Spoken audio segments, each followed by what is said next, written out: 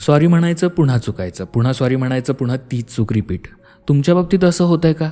Sorry बोलणं खूप सोपं आहे, 2 ओठ हलवले की माफी झाली. पण जर त्या चुकांची पुनरावृत्ती होत राहिली तर ती माफी नाही, ती फक्त आपल्या शांत ठेवण्यासाठी केलेली एक ॲक्टिंग असते. खरा चेंज कधी जाणवतो? जेव्हा शब्दांपेक्षा वागणूक बोलते. चूक मान्य केली म्हणून माणूस मोठा होत नाही, पण चूक पुन्हा न करण्याचा जेव्हा तो प्रयत्न करतो तेव्हा तो खरा बदलतो. अनेकदा लोक मला कळलं, मी पुढे असं करणार नाही असं म्हणतात. आपणही विश्वास ठेवतो, पण काही दिवसांनी पुन्हा तेच होऊ लागतं. नंतर पुन्हा एक सॉरी, मग पुन्हा तीच चूक. याला प्रेम कसं म्हणणार यार? हा गिल्ट वापरून रिलेशनशिप टिकवण्याचा प्रयत्न असतो. खरी माफी म्हणजे मला कळलं, मी दुखावलं, इतकंच नाही तर मी आता असं पुन्हा होऊ देणार नाही, असा सायलेंट प्रॉमिस. आणि हा प्रॉमिस ओठांवर नाही कृतीत दिसतो. म्हणून डोळे शब्दांवर नाही कृतीवर ठेव. पीपल कॅन से एनिथिंग, पण जो माणूस माफी मागतो तो स्वतः बदलतो, वेळ देतो, एफर्ट घेतो.